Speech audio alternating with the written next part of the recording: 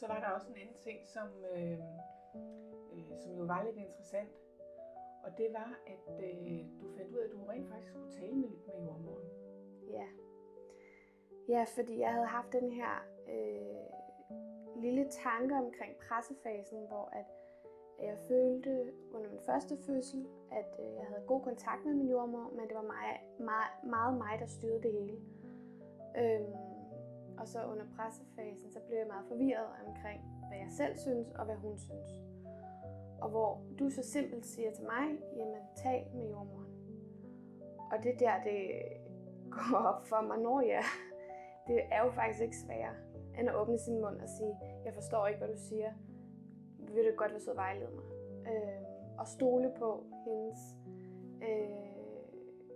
mange års erfaring med det her med at skulle føde. Og jeg behøver igen ikke at kontrollere og styre det hele. Jeg kan godt lytte til og blive hjulpet igennem det. Er det noget, du tænker, du kunne anbefale andre, enten første eller anden eller 10. gangs fødende? Absolut, ja, det er det, og det har jeg også allerede gjort til mine veninder. Men det er det virkelig, fordi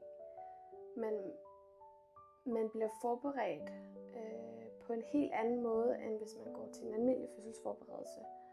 Fordi det er alle de bekymringer, alle de tanker, man har, som er meget individuelle, og dem kan man ikke tage på sådan et hold og arbejde med som sådan. Det er virkelig vigtigt, at man arbejder med sig selv og sine egne tanker og bekymringer bag, og får dem hjulpet hen til et sted, hvor de faktisk ikke er så relevante længere, ikke styrer selveste graviditeten og fødslen.